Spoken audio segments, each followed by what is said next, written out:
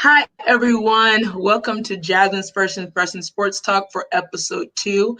Today, we're going to get into some very, very fun topics today, and I have my amazing guests with me. So let's get started.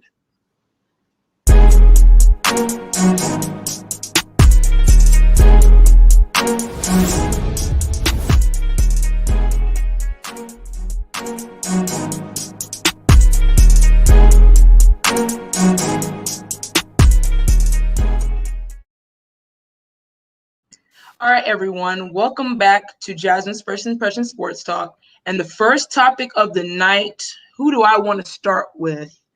Let's start with Leon. Leon, how are we doing today? I am great. Thanks for having me as a guest on your show. I'm just happy to be here. What's that first topic you want me to start with? Tell me, Yeah, what do you let's want me to talk go. about? All right, the first topic of the night. What do you think about Julio Jones going to the Titans? What are you thinking? Here's the thing. First, from a business perspective, it was great for the Falcons. They get rid of that $15 million cap hit and they get some draft picks because he wasn't going to re-sign with them, right? So that works well for them. As far as the Titans go, I have two questions now. This is the first time that Tannehill's had a really, really upper echelon receiver to throw to. Will he be able to utilize him properly? But secondly, something that most folks don't see on television, and that is there's this guy named Derrick Henry that's a beast in the backfield. Wide receivers do a lot of downfield blocking. Will Julio Jones do that? Those are my questions about this deal. Okay. Frank, what do you think about that? About blocking, Julio's blocking ability? Listen, where did he leave? Atlanta. What Mm-hmm. happened? They lost in the Super Bowl. So where is he trying to get back to? The Super Bowl. I got a feeling he'll do anything and everything possible to get himself in that position. He's already heard enough folks talk and discount him as a player that he's over the hill and beyond his prime. And, he's ready to run with it. And I think he can't be in a better situation. He's got, as Leon pointed out, he's got Derrick Henry. And anybody who's tried to tackle him will probably tell you he's no easy task. So I can see where the defense is going to focus on him. There's going to be some mistakes. He's not slow, so he's going to blow the top off the defense and catch some long balls down over the top, as well as block when he needs to. So I like what Tennessee did there. Yeah, I agree. I think for Tennessee, I think the biggest question for me, I don't have a question per the offense. I think the offense is going to fly.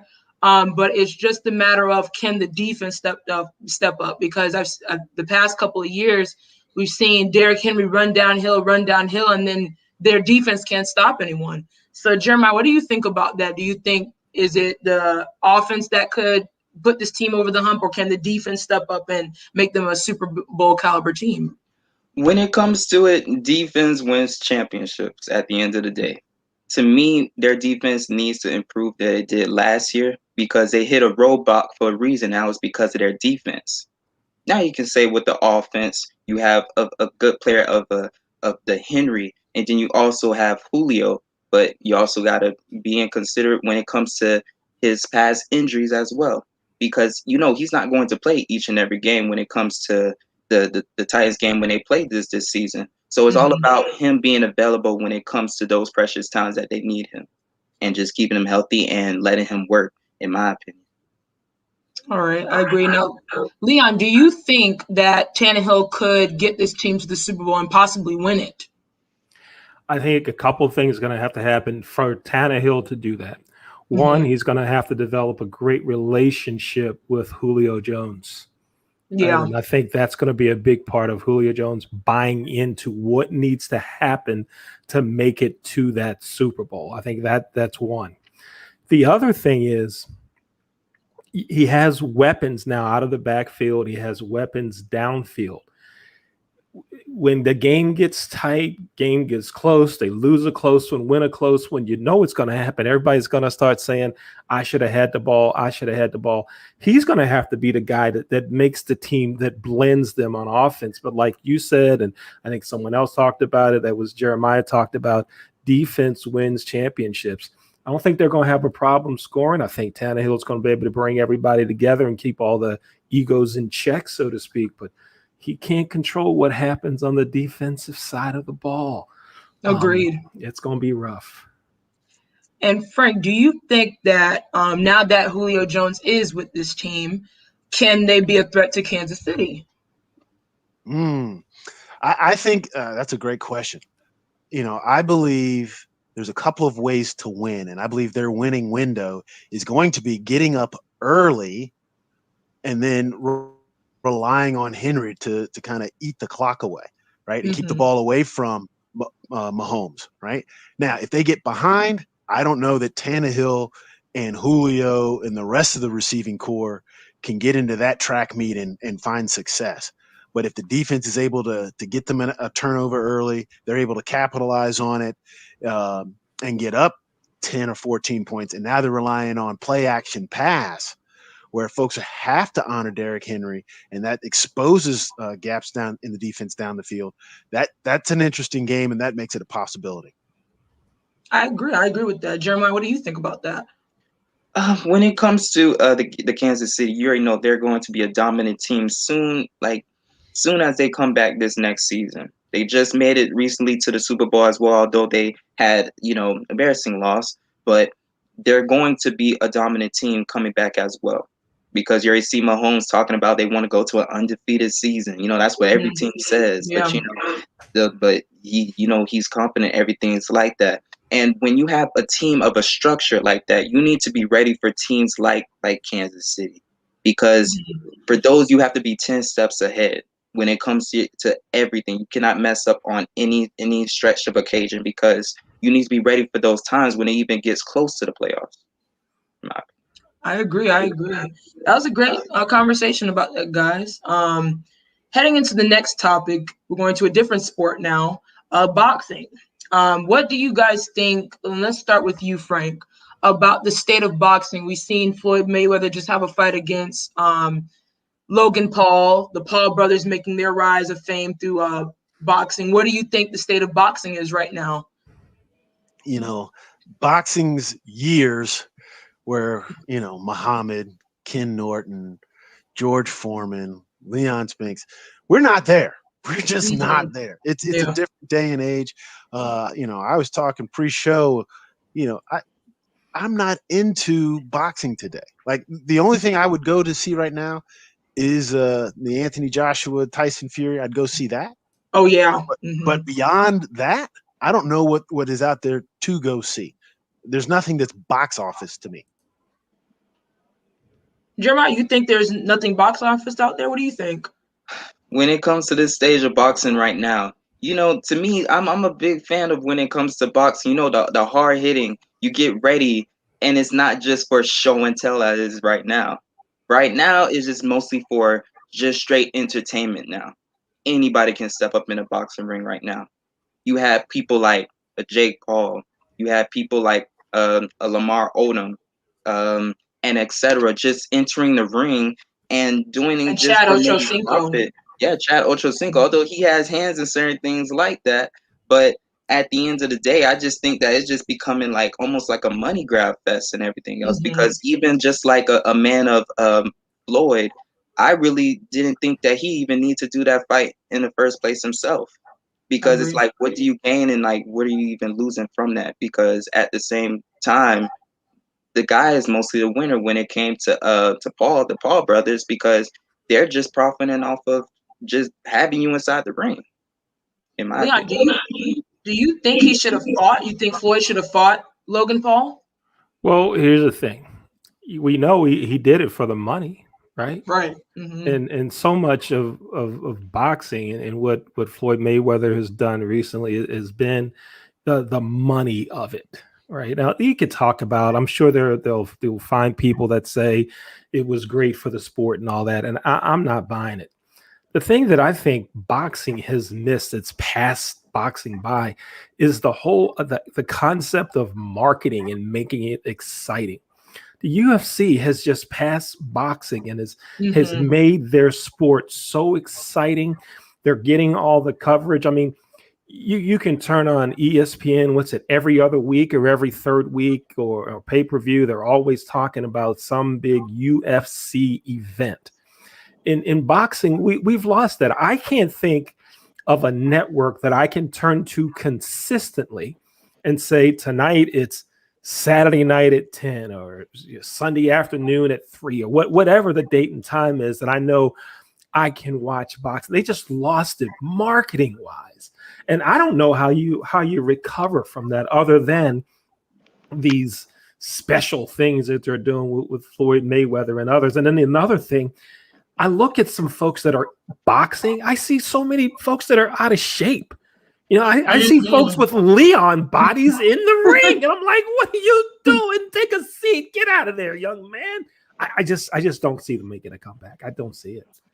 Yeah, I agree. When I think about boxing right now, it's just I think you have a lot of boxers out there, young boxers that are maybe under the radar, may not be as a caliber for Floyd Mayweather, will never get that chance to make that kind of money or show their talents because of Jake Paul or Logan Paul. YouTubers essentially are able to, okay, I can just box because I have this sort of notoriety in a way.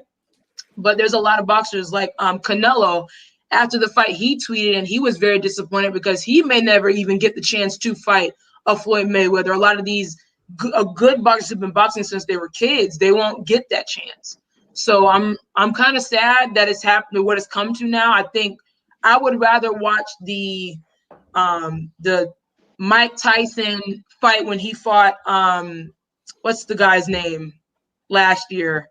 Forgot his name.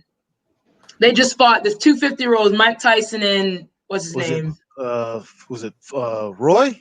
Roy, yeah, Roy Jones Jr. And I would rather watch that than watch what I just watched between Floyd Mayweather and Logan Paul, because I just don't think the Paul brothers, they're publicity to me. They don't take it seriously. And we know Floyd Mayweather's name is Money Mayweather, so I get why he did it. But I think for me, it tarnished his legacy because we've seen him fight great fighters. We see him in great fights. And this was kind of like a really, so. Hey, Jasmine, can I ask you a question? Sure, go ahead. So you brought something up there. It made me think about it because you said, hey, it tarnished his legacy. Mm-hmm. And I wonder how many folks you think would agree with you from the standpoint of he didn't knock the guy out. Like, here's this guy, a YouTuber. The YouTuber went the distance with him. Mm-hmm. Right? And I'm going, okay, money grab or not, you money man, you're supposed to make that money by putting in that work. Now he's not known for knockouts, but he was supposed to touch him up like he did the guy. Was it Colin, the UFC guy that he fought? Oh, Conor McGregor. Yeah. Conor McGregor. Mm-hmm. He touched him up, right? So I'm just curious your thoughts on the fact that he did not put him away and he didn't really touch him up. That guy went the distance with him. Yeah, I think Logan Paul, I think that was his goal. I honestly think Logan Paul didn't think he was going to win this. Like, that's just what I think. I think that he was like, let me just stick in there and just make a show out of this. Like, it was like a whole show. I'm going to hug him. I'm going to, like, because that's what he was doing in the later rounds, is just hugging Floyd. And Floyd couldn't really, and Floyd, you can tell, is getting a lot older. He's not hitting those same spots like he used to. So I think that was an embarrassment for Floyd because this is a YouTuber. I mean, they're YouTubers. They do this stuff for fun, and you couldn't make an example out of him, So I'm really disappointed in that. So, so that was a good conversation for that, guys. So let's head into the next one. This one I think this one's going to be good. The Kevin Durant and the Nets right now, series tied. Jeremiah, what's going to happen? Can Kevin Durant lead this Brooklyn team past the Milwaukee Bucks? Oh, man. When it comes to this topic right here, for Kevin Durant, this is a new stage of his career that he has to actually define odds right now. Because you see many players, as when it comes to a LeBron, a Curry, and even when it comes to certain people, maybe like a Westbrook, even to lead their teams by themselves when things happen, when it came to injury or when it came to maybe different effects that affected their team. I believe for Durant to win these next two games, he has to not only just be a scorer, but also a facilitator. He has to be doing everything in all the departments when it comes to finding your players every time that you're double team. I would say rebound. And just also, you already know Kevin Durant, he is a go-getter. But to me, I don't think that he's just that guy to be a number one. I think that he's a go-getter to get you buckets. But in other versatility ways of him, I could say his defense is maybe a C to me. But he has to do a lot more when it comes to his factor for them to win and actually win this series. Leon, what do you think about that? Does he have to be more of a facilitator or a scorer? Listen, he can facilitate all he wants. He can score all he wants. They ain't winning. Ooh. It's that simple. Durant cannot do it on his own. He's going to need his two compadres with him. Without them, the Nets aren't going to win. Listen, who's going to stop Giannis? Here's the next thing. Can Durant stop Giannis? Can Durant be the distributor, the facilitator, the scorer, the main guy defensively? Can he do that for 48 minutes? And we know he's going to have to, at least for the game tomorrow, he's going to have to do it. They can't do it. It's not going to happen. And this helps prove that when the players get together and put all these super teams together, you have to think, what happens if one guy goes down? Look at what happened to the Lakers. Yeah. One guy goes down, that ruins it all. You need to have depth. So as they're getting together saying, what we should go here, the three of us should go here, you better get some support guys and be ready. The Nets are not going to win another game. That's what I say. It ain't happening. Frank, you think so? They won't win another game? Ooh, listen. They call him the Slim Reaper for a reason, right? Like, that brother puts in work. So I'm not ready to count him out like that. But I do understand where Leon's coming from. Like, he's got a lot of work in front of him, right? For him to do it on his own. And you kind of saw what happened when Kyrie went down, how Milwaukee kind of changed their defense and they started blitzing him to force him to give it up, knowing that, hey, when he gives it up, scoring's going to become difficult for them. So it's going to be hard, but I'm not going against that guy. I mean, listen, look at what he's doing, and he's doing it coming off of an Achilles injury. I mean, that brother, I'm not ready to do that. I'm going to say he's going to find a way to get another game. Man, I think I can't count him out, man. He's putting in too much work. I think for one, for me, Durant is a great player. He's a great player, don't get me wrong. But I lost so much respect from him when he went to Golden State. I think I could never forgive him for that. And then you go to Brooklyn and then you add Harden and Kyrie. Like, I think, wow, like that's insane. So, all eyes are on Brooklyn right now. Now, to me, I have to go with Leon on this one. I don't think he might score 50. Might score 60. He might pull a Kobe, score 81. I still do not think that they can get past Milwaukee. This is the first time we will see in 5 years, the past couple of years now, that Durant is finally by himself and he has to do what LeBron's been doing for the past couple of years. So we're going to see how Durant's going to be and who is he, this guy that people are saying. We know he can score. We know he's offensively gifted. But can he carry a team? And guess what? To me, this Milwaukee team is better right now than what Brooklyn has right now without Kyrie and James Harden. So we'll definitely see. Now, the question is, if Kevin Durant does get past Milwaukee without his guys, Leon, can he be in the GOAT discussion? Can Durant be in the GOAT discussion? Yeah. No, he's not. No. He's not even in the two GOAT conversation, the second level GOAT. No way. He is not a LeBron James. He's not a Dr. J, a Michael Jordan, Oscar Robertson. No. He will be in the Hall of Fame. He'll be a first ballot Hall of Famer. Yes. Greatest of all time. Not even close. And anybody who says he is in the GOAT conversation, they need to go get their head examined. There's no way he's in the GOAT conversation. I don't care. I'm not buying it. Frank, could he be? Listen, no, I'm not ready to go out on that limb. Now, That's Frank a little far out there. saying that to go against me. Frank knows that man is not a GOAT. No. He knows I it. can't go all the way out on that limb, but I can't disrespect the man. He's putting in work off of an Achilles. And I'm not ready to rule out. Like, I just don't see, if I think about the psyche of that team right now, they got put together for a reason. Agreed. And I have a hard time believing that although Harden has a pulled hamstring, he's not going to try to come back. I just don't see him sitting on the sideline and watching his team go out after he did all of that shenanigans to get there.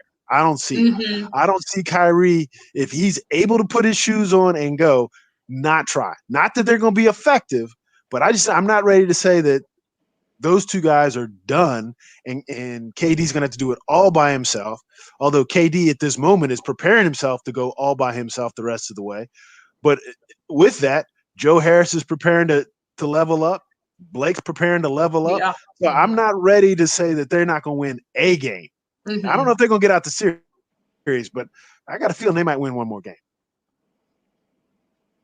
But no, he ain't to go. Do you think that James Harden and Kyrie could possibly play tomorrow or tonight, right?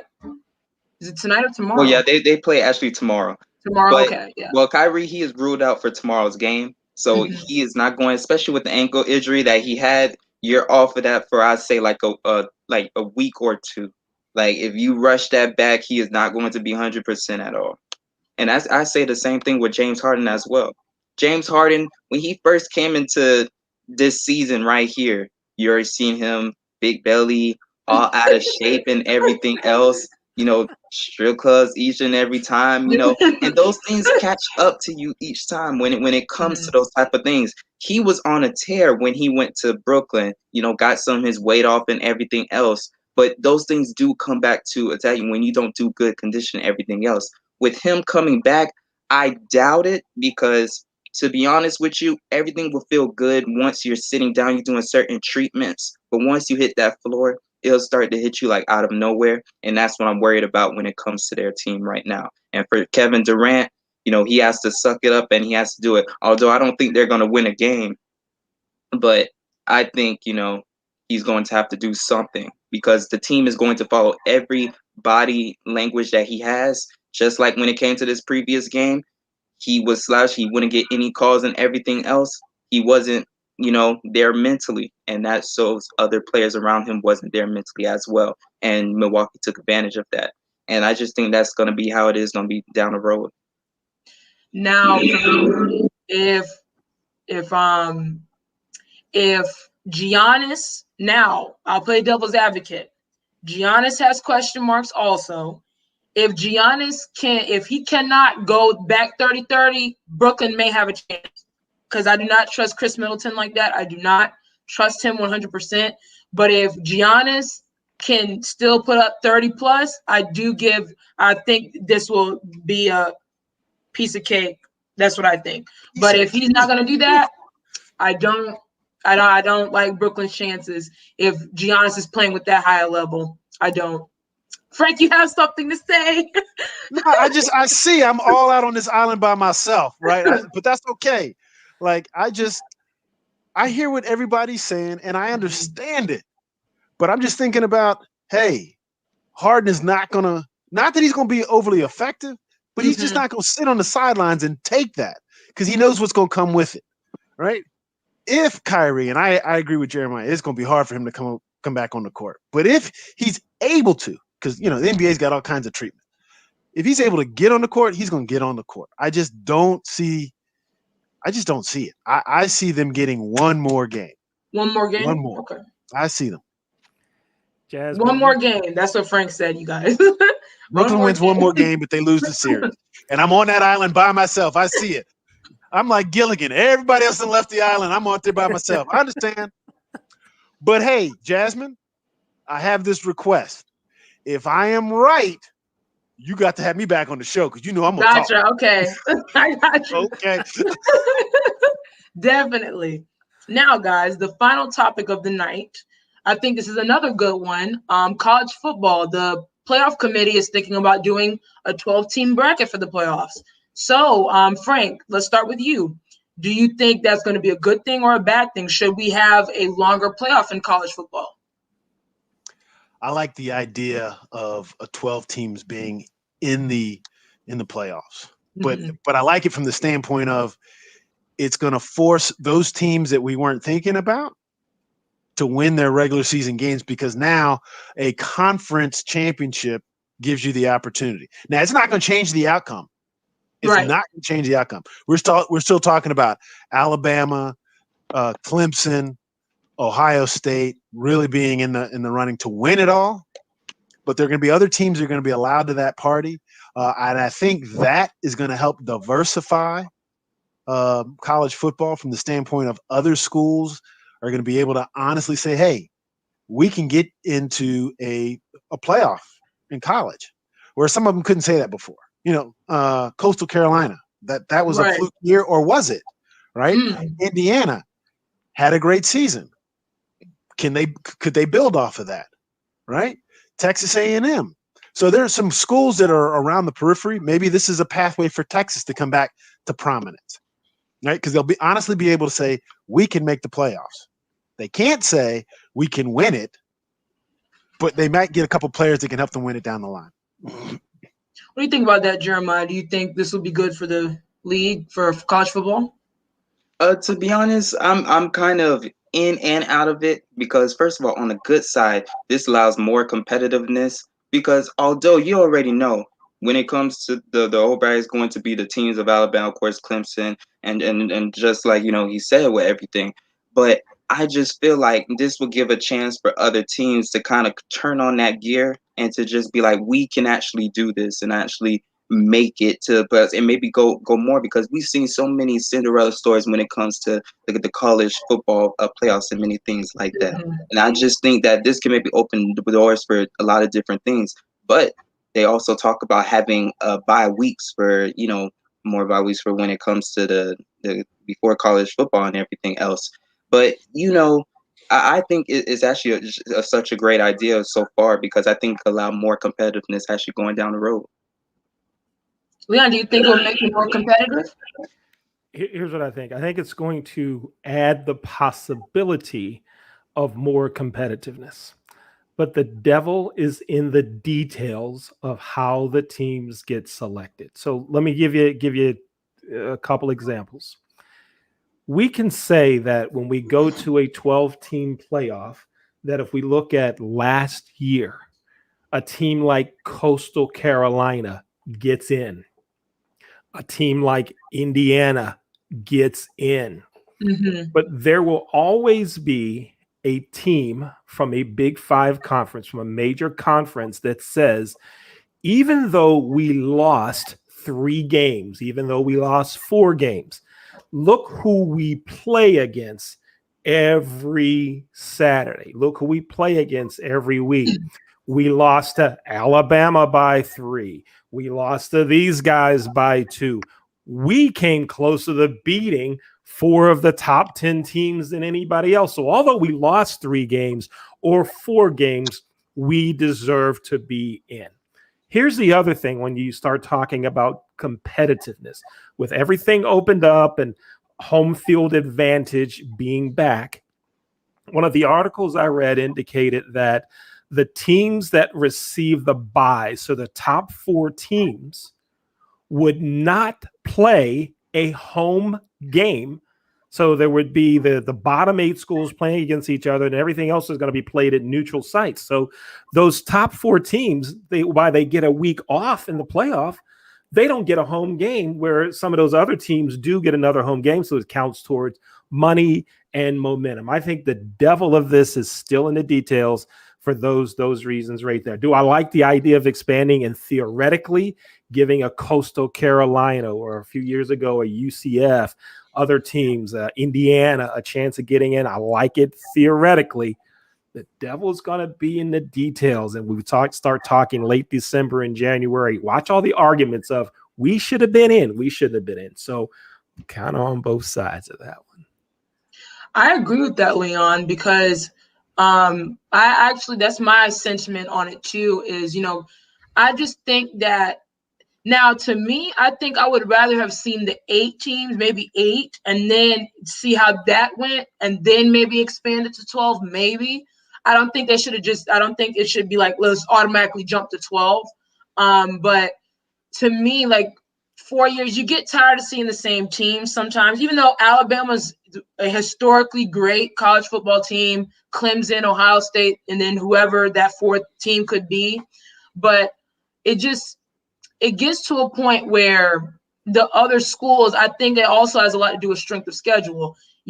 Alabama, to me, their strength of schedule can be it's like cake in a way. They're playing like the first game of the week, Citadel, like a team like that, teams that I've never heard of that school. And they win by like 50-0 at halftime. And then they're building and building and building. And then they're able to prepare for those other schools like a Clemson, like a Ohio State and stuff like that. So to me, I would rather them did an 8, suggest an 8 than jump right into 12. But what do you think about that, Frank? Well, I understand where you're coming from. I like, and I was actually surprised to see it go to 12, but I like the idea of 12, and I like the formatting of the 8 playing. And I like to think what's really going to be interesting, and I don't think it's going to happen year one, but there's going to be a team that's going to play above their weight in that playoffs, and it's going to help that coach and that program, right? And it's going to be whether or not that coach will end up staying and building on that, or then jumping to one of those schools. Because to me, that's really what it's about, right? You're giving exposure to some schools and some programs that historically have not been a college football playoff program, but now they will be, right? That coach will be running that kind of program. Can he elevate it? Can he do what Dabo has done with Clemson? Clemson was always around the edge, and now they're a national prominent, national title contending team year in and year out, right? And to me, opening up the field is going to allow more of that to happen, because you're going to go get players that maybe Alabama turned down, or maybe Clemson turned down, and they can play, right? And then there's going to be a scheme that's going to somebody's going to be able to knock Clemson in the mouth, or knock Alabama in the mouth. Folks are going to go, oh, wow, who's that program? It's going to be great. Like VCU did. They went from the first 4 to the final 4. Right. And everybody was like, Shaka Smart. Great. So it'll happen, but it won't happen year one. I think what's exciting, what I really want to see, I want to get your guys' ideas on this. So do you think this could help maybe HBCUs? I love seeing what Deion's doing down there at what's the school that he's coaching at? Jackson State? Yeah. So I really like what he's doing down there, and that could potentially get more athletes there from Mississippi State and Ole Miss. So Leon, do you think that if they do this 12 bracket playoff, do you think this could give a chance for HBCU schools to show their skills and compete at the high level? Now, yes, but here's what's going to happen. They're going to say the HBCUs did not play a strong enough schedule. Yeah. And they're going to put them in whatever that used to be called the Division II playoffs, or whatever that second tier of Division I is. They may put some of those teams in that, but they're going to holler they didn't play a strong enough schedule. So he could have transfers from Ole Miss, Mississippi State, Alabama, could abuse them in scrimmages, could win one of their early, what used to be a money game, a guaranteed game, could win that and have just a great season. But they're going to say, strength of schedule, you don't get in. Sorry, I'd love to see the HBCU in there. I'd love to see it. But that's what I think this is gonna come down to. Then the other thing, the money people are going to start crying about alumni base, alumni support. Jackson State doesn't travel. This school doesn't travel well. The fans don't go, and they'll come up with that stuff. And we're going to have the same things. I hope it doesn't come to that, because All right, that's my take on it. Yeah, Frank, what do you have to add to that? Listen, I like where Leon's going. I believe it, but I think there's an answer for it too, though. Mm-hmm. Right?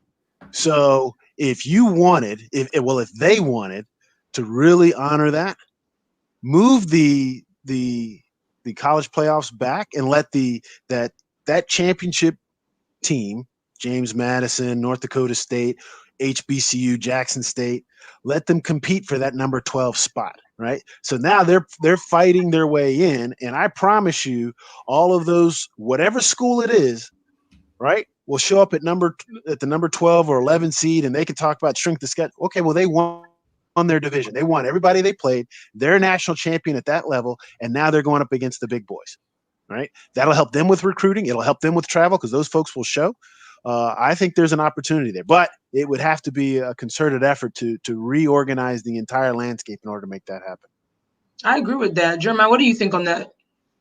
I actually do agree when it comes to Frank, when it comes to that, because first of all, this is just an important way for HBCUs to get so many on the map as it is, and I'm so glad for Deion Sanders to actually go and actually be a coach, and for more of them to actually start this wave as you was talking about before.